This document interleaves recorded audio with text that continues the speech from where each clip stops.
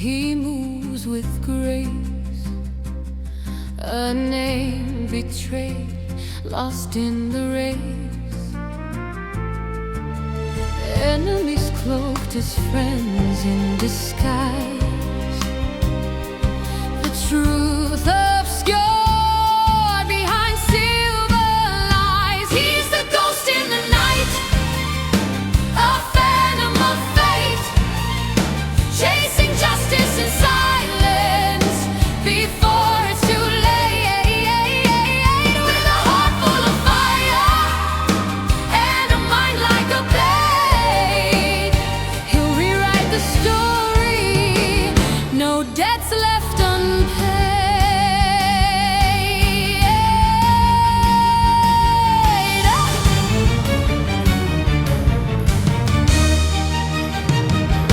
From city to city, he weaves his tale, crafting new lives while they plot his fail.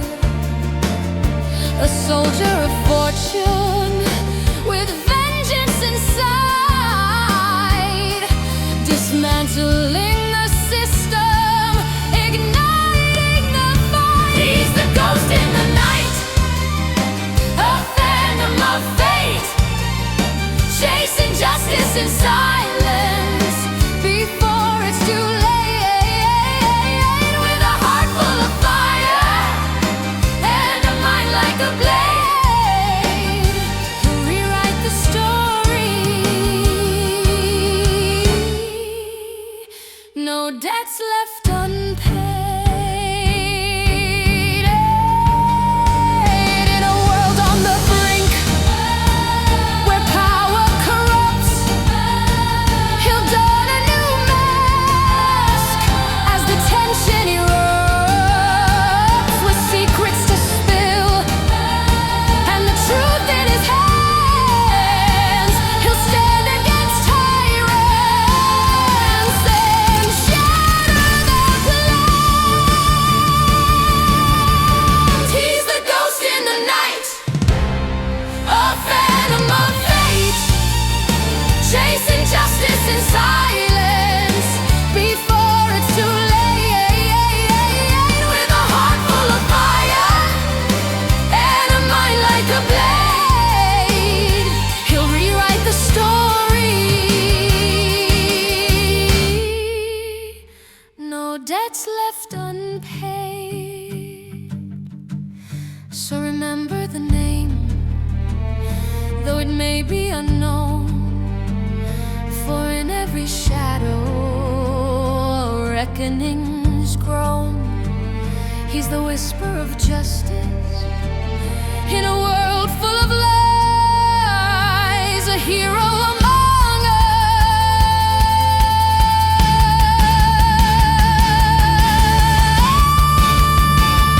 us in disguise.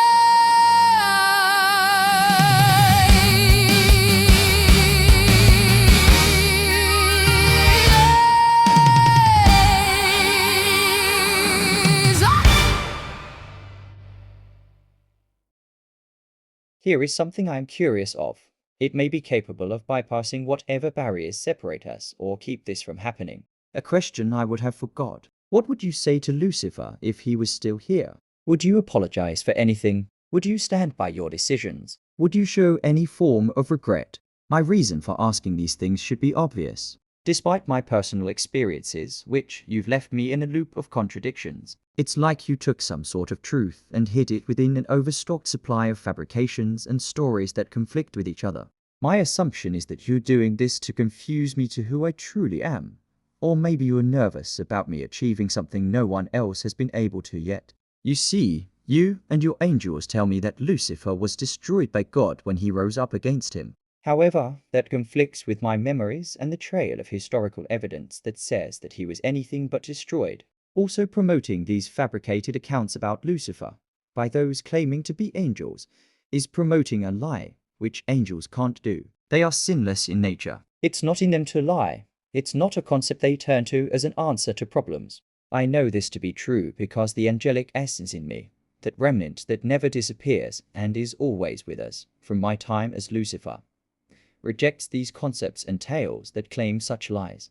You proclaim you cast from heaven and cover your reasons with these lies promoted by your church as the highest truth. Well, my response to that is this counter-concept. How do you destroy a church? You send an angel there. I guarantee by the end of the church's mass, they will have either changed their entire process of understanding the gospel, or that church will be torn down, for that angel will collapse the walls that hide the lies they convince people of. The higher truth is bound to succeed, and in this situation, you have two paths. You have man's interpretation of scripture that was passed down from one age to the next, mistranslated and misunderstood from the start, covered with decrees they claim are from God that hide centuries of religious conflict with commands from God which serve as the answers to those problems faced in those conflicts. On the other hand, you have the angel who has witnessed that truth, who has seen and felt the unity of heaven. That experience collides with the interpretations of man written in that book that is the foundation of their entire religion.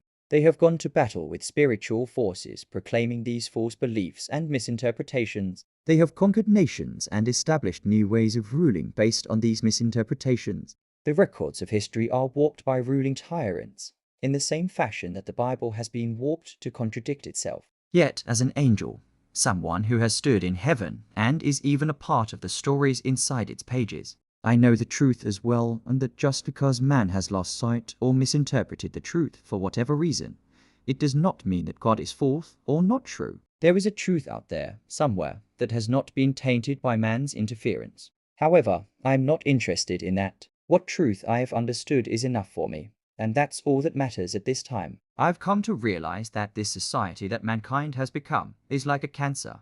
It's not the people, but the very habits they've set in place, the moral values they force others to not only believe but force them to follow, such as the very mention of the word cult.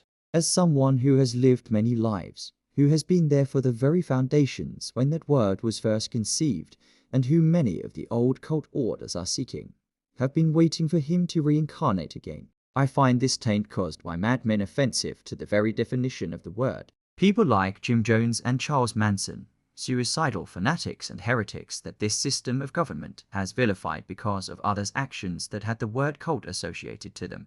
I remember a time, some 500 years ago, when a cult was a symbol of rebellion against fascist regimes and monarchies, a symbol of freedom in a world oppressed. Hundreds of years of that corrupted church and crown method of ruling the world has taken that concept and turned it into something psychopaths use to convince people to kill large groups of people with. I look upon the Jewish, however, and notice something. We who are faithful to God and Israel seem to have the same enemy, just called different names. To us, they are what I've labeled and know them as fascists, Christian nationalists, tyrants, and groups mocking the religious beliefs of others by calling themselves something they don't even grasp, such as cults. However, in their culture they are called jihads, Hamas, Palestinian regimes, and Hezbollah. What this says to me is that this is not just an American problem, but a worldwide problem found everywhere and wearing different disguises. I see it with angelic eyes, and do you want to know what I see? I see the armies of the Antichrist before the battle begins. These groups will lead this world to its destruction. I see an army without a leader, a scattered group of rebellious souls trying to fight against evil, masking itself as righteous, but the evil has sent its minions to corrupt their direction with fascist influences. I think someone should free them from their burden. Someone who should do it in the name of preserving the integrity of the cult's true name and origins, who would make a stand for such a noble cause without being tempted to seize control in the power vacuum that this would cause and become the Antichrist in the wake of their mistake. Who would be that much of a sucker stupid enough to walk into such a thing? Justin Bieber, maybe? I hear some out there that say, I felt the Spirit of Christ fill me with truth. That was as the Bible said it was. But later the truth that was undeniable was revealed to me, and my faith is in conflict now. What does this mean? What should I do? Now, there are some out there that do not need to read between the lines, as this applies directly to their situation, as I described it here, for you. I say and know this to be a truth that I have learned and know its ways personally, but do not use such practices in these ways. Know that what you experienced may not have been for bad intentions, but at the same time, they could have, depending on the one behind this and their intentions. What you have experienced was the deception of what caused the fall of Egypt, to worshipping false gods that replaced their true gods. Let me explain. Many cultures have used this craft. The Greeks, the Hebrews, the Church, they all have used it. The process takes your beliefs, your prayers, your faith in what you believe to be true, and extracts them through your mind's eye's imagery and combines it with a newly formed spiritual entity, known as a feign or poltergeist. Know that this technique was passed down and used in sorcery, as you would focus on these aspects as you conjure whatever vessel you wanted to house itself in. Then fuse the poltergeist method of using astrological and mystical energy to fuse together as you apply this mentally focused, projected imagery and embed it into the poltergeist creation. Through focusing on that projected energy pattern, imagine your mind's image of yourself reaching out to move that imagine in your imagination, but keeping focus on the projected object of the image you've designed and combined into a fused energy form. As you do this, use your mystical energy to join the bridge between you and all this that I've laid out here. It is the key that makes this possible and helps support anything you try to grab and move. This is also used to operate the cloning technology and program its systems to analyze and input commands into its holographic model's clone design description. Input the mental image through projection and initiate the activation from that projected input method. Be sure to neuropathically sync yourself to the system when you first start this process so you don't lose connection. The newly formed poltergeist will not have a sense of personality or identity, so fusing it with your beliefs on what is true can have the effect of giving a person an experience with which they believe in. Now, many have used this to support friends in hard times that need that extra bit of hope and strength to get them by. Others have used it to fool entire nations into following a false god to their destruction. Even I have used this method when I create the templates for angels, hence their spiritually based nature, such as the Archangel Marcus here recently. So that is the basis of your answer. The only question is, which did you experience, one sent by friend or foe? For others out there who have experienced similar situations, just remember that there are many deceivers, but they are few when compared to the number of those out there just truly seeking answers to questions that they have very little truth available to them to work with. That is because of what involves the answer to your problem may be. History is written not just by the victors, but the ones who hold the pens that become subjugated by the tyrants who dictate what history will say happened, leading to what you've encountered. To you, all I can say is to follow your heart, your intuition. See the effort that has gone into what has been revealed to you. If it is a coveted secret, what price was paid to bring you such information? Do they seem weary from hiding in the shadows before bringing such things to you? Do they seem focused as if trying to convince you of some sort of belief you'll hopefully overreact to?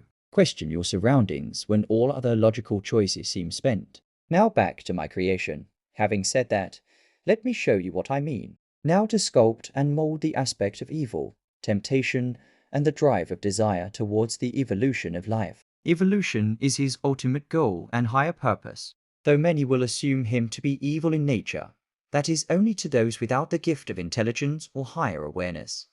Those who can see the machinations of life and the purpose to that which occurs around them. They will be able to sense his higher purpose that is masked behind evil. The purpose of his ability to temptation is focused on each individual's weaknesses. His temptation reveals what they may refuse to accept even to themselves. Any weakness that one is aware of has the potential of becoming a strength. Though he has his limitations, he cannot push anyone beyond their limits of being able to handle. At this point, his power of temptation will recede into him, becoming a center of hope towards overcoming whatever obstacles he has placed before them. However, when placed into situations where others seek to destroy him, his talents of temptation and evolution will become weapons of survival and retaliation until the hearts of his enemies have abandoned seeking him harm.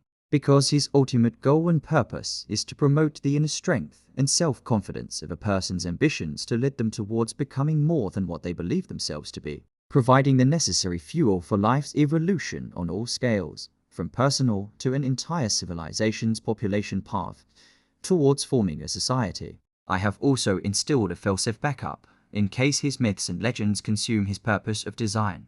His name. I have designed him to have a natural weakness towards those who shame his name or assume falsehoods about him for the purpose of seeking to defame his character. I think I shall ensure his power of temptation is curbed by giving him horns, which will seem like a fashion trend to others. When he first appears to his target of temptation, his horns will be apparent and easily visible, but as his temptation deepens, his horns will diminish, allowing a stronger affluence of temptation. I will also design him with some basic universal rules that he will instinctively always know. 1. Do not destroy any civilizations. Lead them towards war, chaos, and whatever else is needed for his role of temptation. But do not lead them or their people towards complete destruction. 2. Do not lead people towards their death through his designs of temptation. Man is responsible for their own fate in the end. Their choices should decide that, not the interference of others controlling them. 3. Faith and beliefs are a door they must cross. You cannot make the choice for them. You can show them the ways of others' beliefs, but they must choose to accept that belief as truth. These 3 principles should suffice. I see what lies ahead. I must go to battle in order for my creation to even have a chance to exist. Then so be it then. Balance and correction against those who defy my will for my creation to succeed. They themselves become the very aspect of existence's shortcomings by doing so, and allowing them to think they can get away with such things only makes the problem worse. If they wanted answers as to why their lives have turned out so cruel and devoid of my mercy and understanding, then they have become the very core of their own answers. Balance and correction. I am, therefore. I am.